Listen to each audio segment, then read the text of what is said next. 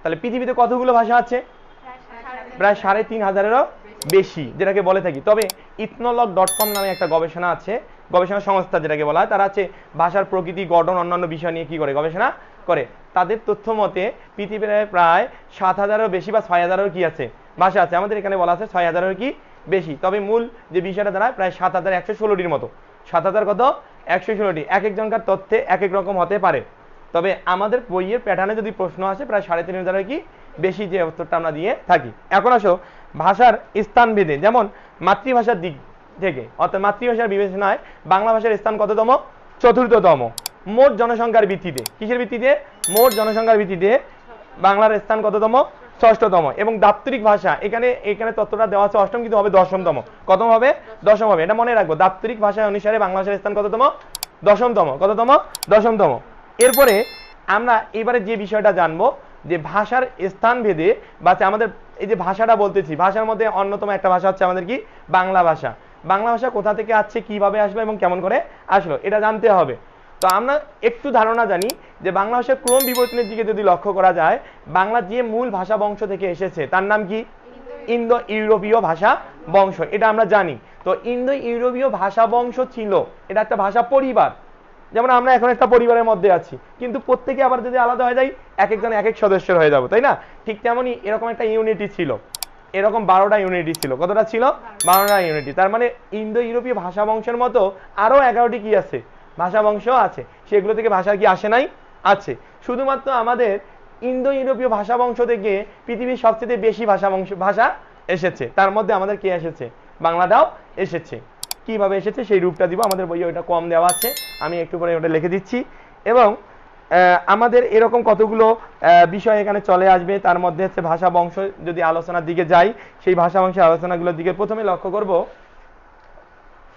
আমরা একটু রূপ দেখে নেব।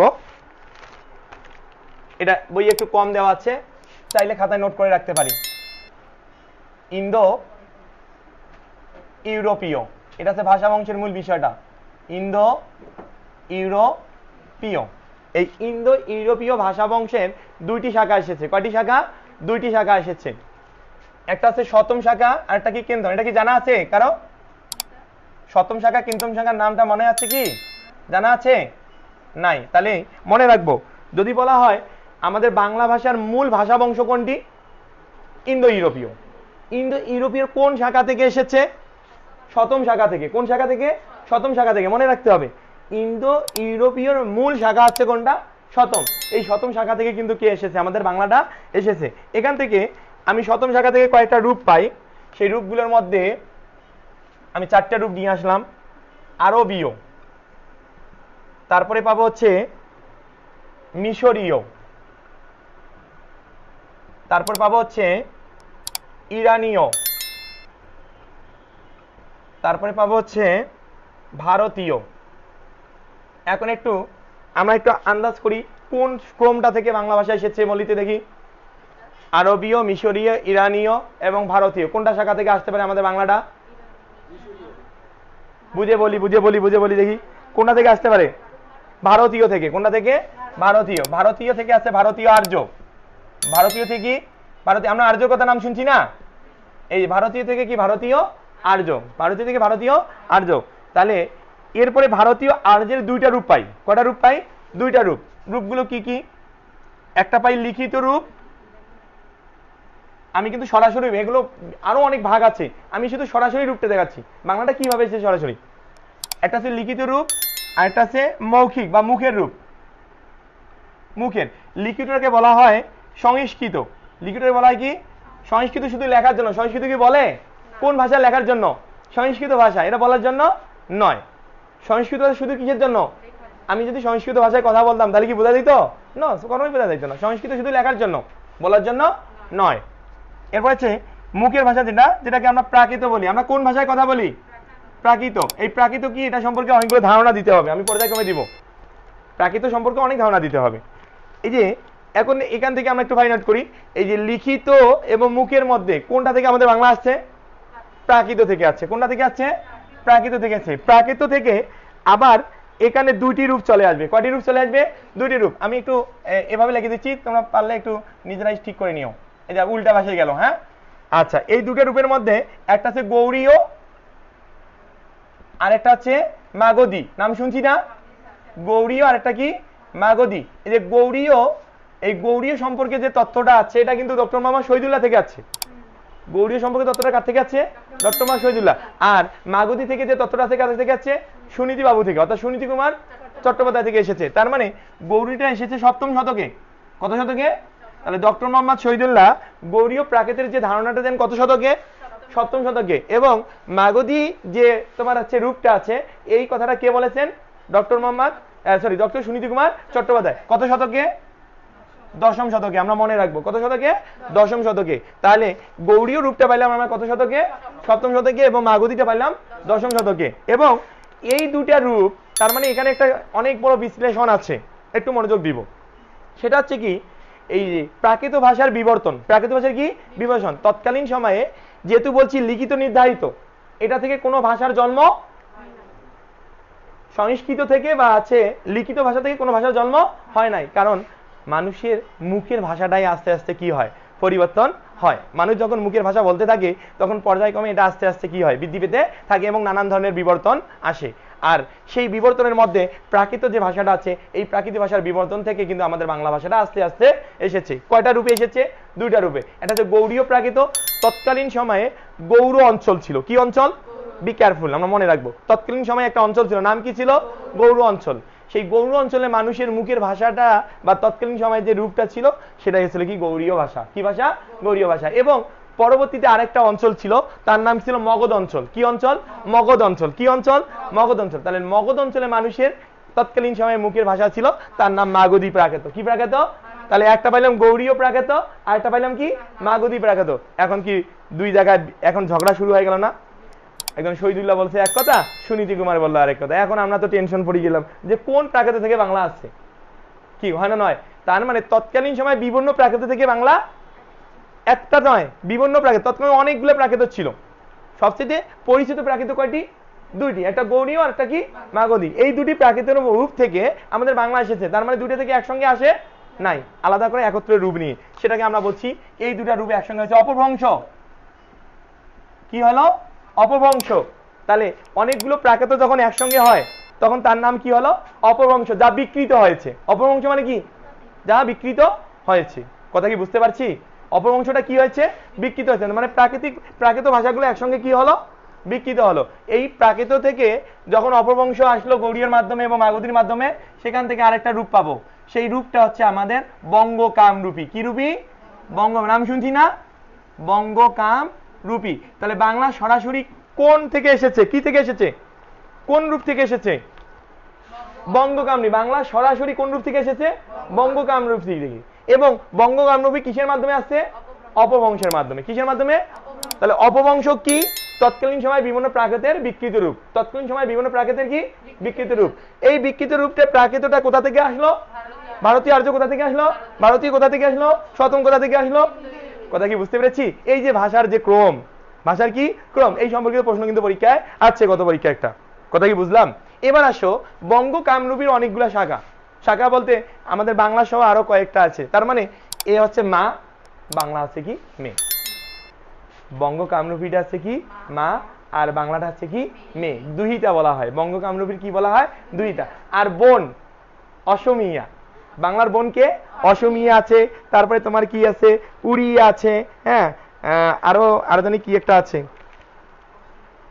অসমিয়া। অসমিয়া বলা হয়, উড়িয়া বলা হয়। আমি লিখে দিচ্ছি। বঙ্গকামরূপী থেকে বাংলা আছে। কে কে আছে? বাংলা আছে, অসমিয়া যেটা আসামের ভাষা আছে না, আসাম প্রদেশ আছে না, ভারতের পশ্চিমবঙ্গের আসাম প্রদেশের অন্যতম একটি হচ্ছে কি? অসমিয়া। অসমিয়া আসামের ভাষা। আর একটা উড়িয়া। উড়িয়া অধিবাসী, ওটাও কিন্তু একটা প্রদেশ। হ্যাঁ, উড়িষ্যা বলে, উড়িয়া বলে, যেটাই হোক। উড়িষ্যা হচ্ছে প্রদেশ আর ভাষা আছে উড়িয়া। ভাষাটা কি? উড়িয়া। তাহলে মোটামুটি আমরা একটা ছোট্ট কি পাইলাম? ক্রম পাইলাম। এই ক্রমটা কিন্তু আমাদের কি দেওয়া নেই, এখানে নোটের মধ্যে দেওয়া নাই, কিন্তু যেহেতু প্রশ্নগুলো আসে এই জন্য আমি বললাম। তাহলে বাংলা সরাসরি কোথা থেকে আসলো? কোন ভাষা বংশের মাধ্যমে? কোন শাখা থেকে? কিসের মাধ্যমে? কোথা থেকে বিবর্তন হলো? কথা কি বুঝছেন? এই যে প্রশ্নগুলো। এবং বলতে পারে যে গৌড়ীয় প্রাকৃতটা কত শতকের ভাষা? এবং মাগধী প্রাকৃত কত শতকের ভাষা? এই দশম শতকের মতবাদ কে দিয়েছেন? ডক্টর সুনীতি কুমার চট্টোপাধ্যায়। এবং সপ্তম শতকের মতবাদটা কে দিয়েছেন? তাহলে অসংখ্য প্রশ্ন না এখানে, তাহলে যেভাবে জানা না কেন প্রশ্নগুলো কি করা যাবে, তৈরি করা যাবে। এরপরে আমরা ভাষার খুবই গুরুত্বপূর্ণ রূপে যাব। ভাষার রূপ, ভাষার মেইন রূপ কয়টি? দুইটি। আমাদের বর্তমান যে ব্যাকরণ বইগুলো আছে সেখানে লেখা আছে হলো কথ্যরূপ আর লিখ্যরূপ, কথ্যরূপ আর কি লিখ্যরূপ। কিন্তু আমাদের এখানে সরাসরি লৌকিক এবং মৌখিক কথা বলা আছে, আমরা ওইভাবে কি করব, আলোচনা করব। অর্থাৎ পৃষ্ঠা নম্বর আলোচনা হবে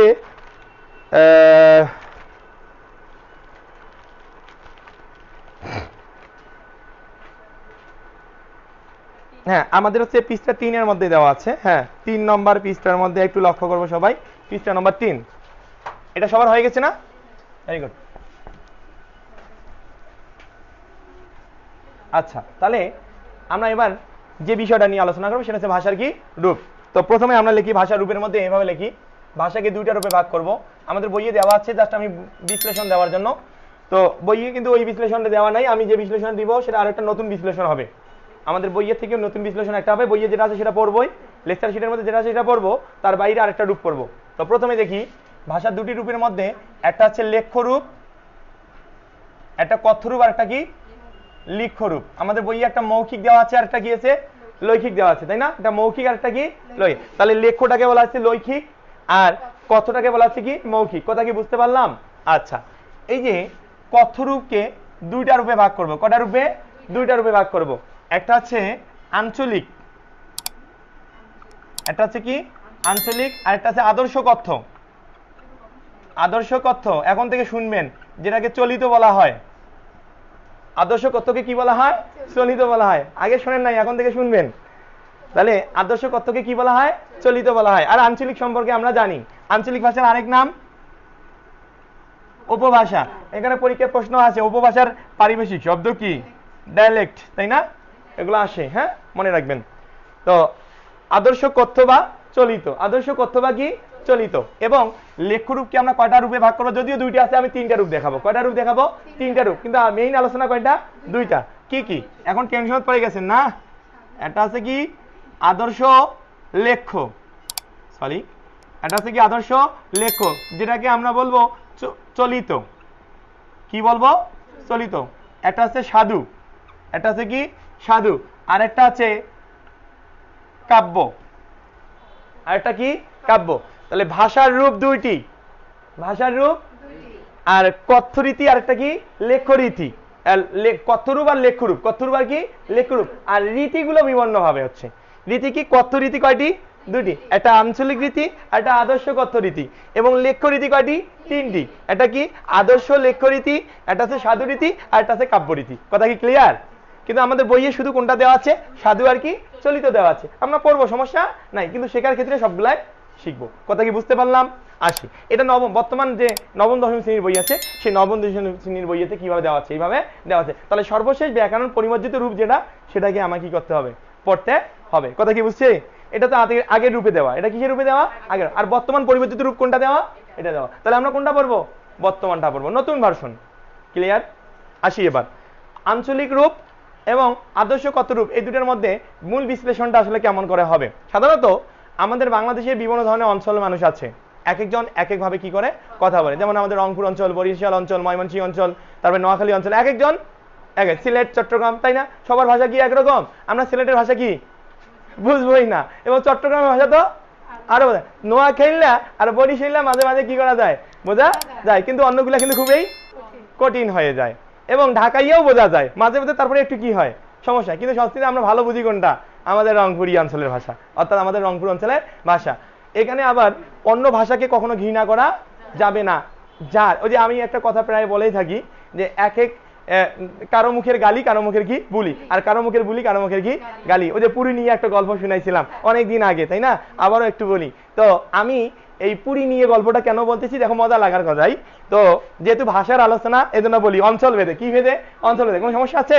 মজা লাগবে। দেখো আমি নরসিংদীতে একটা জায়গায় গিয়েছিলাম, নরসিংদীর পর্যন্ত বলবো, যতক্ষণ পর্যন্ত কি বলবো ততক্ষণ এখানে একটা ফ্যান থাকা উচিত ছিল। আমি হাঁপিয়ে গেছি, মানে কথা বলতে বলতে, মানে সমস্যা নাই, লং টাইম বলা যায়, কিন্তু হচ্ছে মাথার উপর সাপোর্ট থাকলে হবে। হ্যাঁ, এখানে একটা ছোট সাপোর্ট দিতে বলতে হবে। তাহলে যে বিষয়টা আমাদের বলাচ্ছে যে যতক্ষণ পর্যন্ত আমরা বলবো লিখবো না ততক্ষণ হয় আঞ্চলিক নয়তো আদর্শ কথ্য। কথ্যটাও কি বলার না? কথ্যটা বলার না? মৌখিক। মৌখিক মানে কি? বলার। কথা বুঝবেন? এই যে কথ্যটা কথার অর্থ হচ্ছে কি বলার ভাষা এবং কি মৌখিক বা মুখের ভাষা। কি ভাষা? মুখের ভাষা। মনে থাকবে? বলার ভাষা বা মুখের ভাষা ততক্ষণ পর্যন্ত ওটা থাকবে। এবার আসেন লেখ্যরূপ, লেখার ভাষা। কিসের ভাষা? লেখার ভাষা। আমাদের লেখার ভাষা কয়েকভাবে লেখি। প্রথমে আসি স্বাভাবিক রূপ, একবারে চলে যাই বাহিরে। কাব্যরূপ। কি রূপ? কবি সাহিত্যিক বা আছে যারা আছে এই জাতীয় বিষয়গুলো লিখে থাকে তারা কোন রূপে ভাষা লেখে? আপনারা একাদশ শ্রেণীতে আপনারা অনেকগুলো রচনা পড়েছেন, তাই না? বিলাসী পড়েছেন, অপরিচিত পড়েছেন, আরো অনেক কিছু পড়েছেন এবং কবিতা পড়েছেন, তাই না? বিদ্রোহী কবিতা পড়েছেন, আরো অনেক কবিতা পড়েছেন। তো এগুলো প্রত্যেকটা রূপ ভিন্ন ভিন্ন, এক একটা রূপ এক রকম। কোনটা সাধু রীতিতে আছে, কোনটা চলিত রীতিতে। আবার কবিতাগুলো আবার আছে পদ্য রীতিতে। কোন রীতিতে? পদ্য রীতিতে। তাহলে স্বাভাবিক দৃষ্টিতে কাব্যরূপ আমরা কয়টা পাই? দুইটা। একটা আছে পদ্য রূপ আর একটা আছে গদ্য রূপ। উচ্চারণ মনে রাখবেন, একটা পদ্য রূপ আর একটা কি গদ্য রূপ, তাই না? এবার আমরা আসি সাধু রূপ। আমরা যেটা ব্যবহার মুখে করি না, কিন্তু লেখার ক্ষেত্রে মাঝে মাঝে করি। তবে সাধু এবং চলিত একসঙ্গে লিখলে সেটা কি হয়ে যায়? গুরুচণ্ডালীর দোষ হয়ে যায়, কিন্তু সেটা কখনো করা যাবে না। তো সাধু ভাষা আছে সর্বজন স্বীকৃত, যেটা আছে লেখার ভাষা, যেটা আছে কি লেখা। সাধারণত কবি সাহিত্যিকরা যারা আছে পণ্ডিত্য ব্যক্তি বা পাণ্ডিত্যপূর্ণ ব্যক্তি তারা সাধারণত কোন ভাষাটা ব্যবহার করে? সাধু ভাষাটা ব্যবহার করে। আমার পক্ষে এখানে সাধু ভাষায় লেকচার দেওয়া কি নয়, সম্ভব নয়। আমি এতক্ষণ মধ্যে যত কথা বলতেছি সব চলিত ভাষায়। কোন ভাষায়? চলিত। তাহলে ইজিলি ভাবে আমি যে কথাটা বলতে পারি সেটা হচ্ছে আদর্শ কি আদর্শ কথ্যরূপ অথবা আদর্শ কি লেখ্যরূপ। তার মানে আমি আদর্শ কথ্যরূপে বলি আর আদর্শ লেখ্যরূপে লেখি। কথা কি ক্লিয়ার? আদর্শ কথ্যরূপটা আমি বলি আর আদর্শ লেখ্যরূপ আমি কি লেখি। তাহলে ভাষা সম্পর্কিত এই যে ভাষার রূপটা যে আমরা পাইলাম, এটাতে কার কোনো সমস্যা আছে কি? পারবো না? আসি এবার গুরুত্বপূর্ণ প্রশ্ন এবং মোস্ট ইম্পর্টেন্ট, সাধু এবং চলিতর পার্থক্য। সাধু এবং কি চলিতর পার্থক্য আমরা পর্যায়ক্রমে আস্তে আস্তে বলি। আমাদের শীটের মধ্যে দেওয়া আছে, ওই দেখেন পৃষ্ঠা নাম্বার 3 এর মধ্যে দেওয়া আছে না? এখানে কম দেওয়া আছে, আমি একটু বেশি করে বলি। হ্যাঁ, কোনো অসুবিধা আছে? আপনাদের ক্লাস করতে কোনো অসুবিধা আছে? বুঝতে কোনো অসুবিধা আছে? আচ্ছা, তাহলে আসি আদর্শ লেখ্যরূপ। মাঝে মাঝে একটু বিনোদন দিচ্ছি যাতে এক বোরিং না লাগে, হ্যাঁ, একঘেয়েমি না হয়, এই জন্য একটু বিনোদন দিচ্ছি। কোনো অসুবিধা নাই তো? আচ্ছা, আরো বিনোদন আসবে ইনশাল্লাহ। হ্যাঁ, আদর্শ লিখ্য, যেটাকে আমরা কি বলছি? চলিত। আর একটা আছে কি? সাধু। এটা আছে সর্বজন স্বীকৃত বলার ভাষা। সর্বজন স্বীকৃত বলার ভাষা এবং লেখার ভাষা, যেটাকে সবাই স্বীকৃত দিয়েছে, তাই না? তাহলে সর্বজন গ্রাহ্য, এটা কি গ্রহণ করছে না স্বীকৃত দিচ্ছে? আর এটা হচ্ছে কি গ্রাহ্য করছে। কি করছে? গ্রাহ্য করছে। তাহলে সর্বজন স্বীকৃত বলার এবং লেখার ভাষা, আর সর্বজন গ্রাহ্য শুধু কি লেখার ভাষা, শুধু কি লেখার ভাষা। সাধু ভাষা ব্যাকরণের সুনির্দিষ্ট নিয়ম মেনে চলে, চলিত ভাষা ব্যাকরণের সুনির্দিষ্ট নিয়ম মেনে চলে না। কথা কি বুঝতে পারলাম? সাধু ভাষা ব্যাকরণের সুনির্দিষ্ট নিয়ম মেনে চলে, আর চলিত ভাষা ব্যাকরণের সুনির্দিষ্ট নিয়ম মেনে চলে না। সাধু ভাষা নাটক, বক্তৃতা এবং ভাষণের জন্য কি উপযোগী নয়, উপযোগী নয়। চলিত ভাষা নাটক, বক্তৃতা এবং ভাষণের জন্য কি উপযোগী। এই সাধু এবং চলিতর মূল যে পার্থক্য সেটা হচ্ছে সর্বনাম এবং ক্রিয়াভেদে। সর্বনাম এবং কি ক্রিয়াভেদ। তাহলে সাধু এবং চলিত ভাষার পার্থক্য সবচেয়ে কোথায় বেশি দেখা যায়? সর্বনাম এবং ক্রিয়াভেদে। তাহলে সাধু ভাষায় সর্বনাম এবং ক্রিয়া দীর্ঘতর, অর্থাৎ পূর্ণরূপ। কি রূপে হয়? পূর্ণরূপে বসে। তাহলে সাধু ভাষায় সর্বনাম এবং ক্রিয়া কোন রূপে বসে? পূর্ণরূপে বসে। আর চলিত ভাষায় সর্বনাম এবং ক্রিয়া সংক্ষিপ্ত রূপে বা রস্য রূপে বসে। সংক্ষিপ্ত রূপে বা কি রস্য রূপে বসে। সাধু ভাষায় তৎসম শব্দবহুল। সাধু ভাষায় কোন শব্দবহুল? তৎসম শব্দবহুল। আর চলিত ভাষায় তদ্ভব, দেশি এবং বিদেশি শব্দবহুল। মাঝে মাঝে তৎসম শব্দ ব্যবহার খুবই কম আছে, মানে অতৎসম শব্দ। কি বলা হয়? তাহলে অতৎসম শব্দ বলতে আমরা কি কি বুঝি? তদ্ভব, দেশি, বিদেশি, এই জাতীয় শব্দকে আমরা কি বলি? অতৎসম শব্দ। কি কথা কি বোঝা গেছে? আসি এরপরে সাধু ভাষায় অনুষঙ্গের পূর্ণরূপে ব্যবহার হয়। অনুষঙ্গের কি পূর্ণরূপে ব্যবহার হয়। আর চলিত ভাষায় সাধু ভাষায় অনুসর্গের কি পূর্ণরূপে ব্যবহার হয়, আর চলিত ভাষায় অনুসর্গের সংক্ষিপ্ত রূপে ব্যবহার হয়।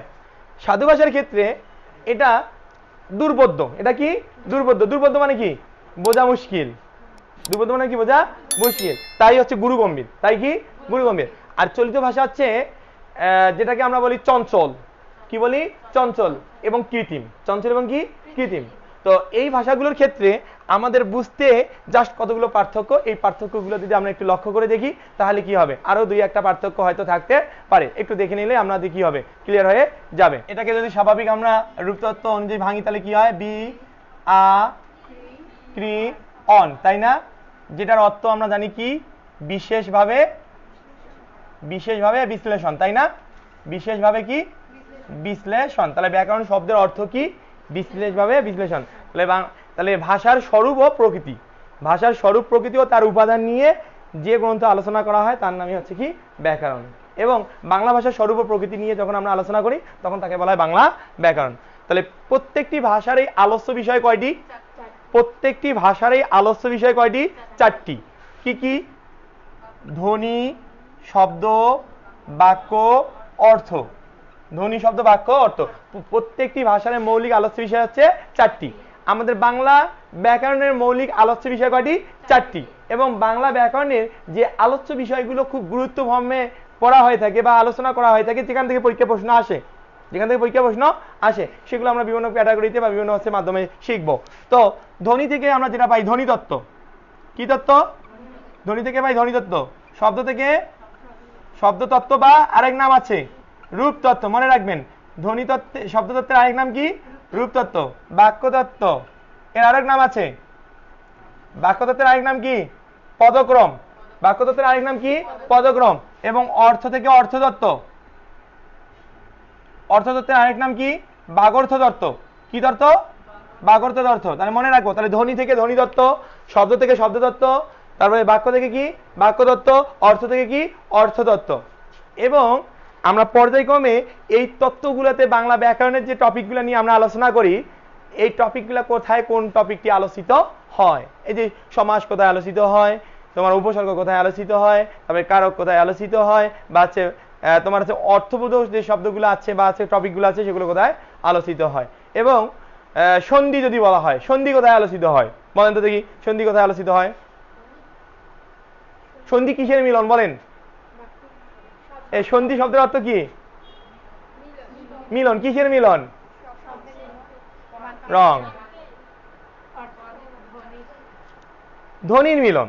সন্ধি কিসের মিলন, কেন আপনারা আর আ মিলে কি করছেন, আ করছেন, বাক্যে শব্দ দিয়ে রূপান্তর করছেন, কিন্তু মিলনটা হচ্ছে কার, ধ্বনির। তাহলে মনে রাখবেন, যদি আপনাকে জিজ্ঞাসা করা হয় সন্ধি কিসের মিলন, ধ্বনির মিলন, কিসের মিলন, ধ্বনির মিলন। কথা কি বুঝতে পেরেছি?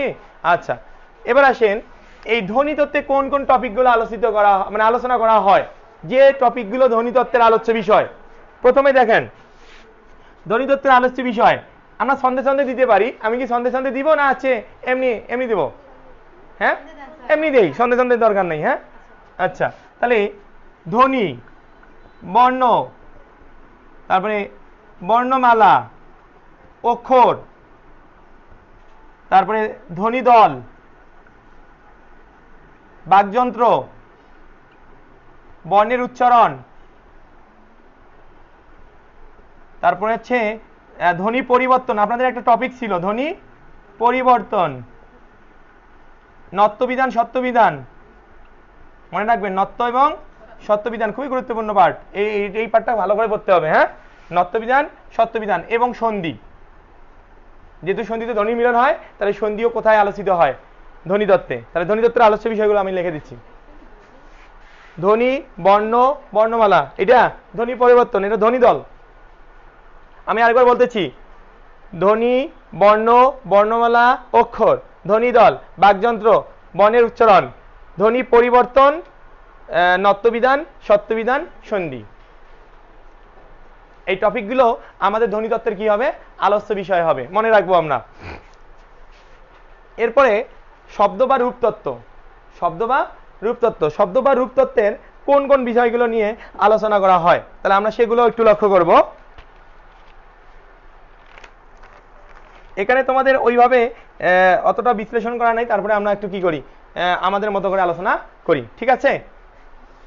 আমি এগুলো মিশিয়ে দিই।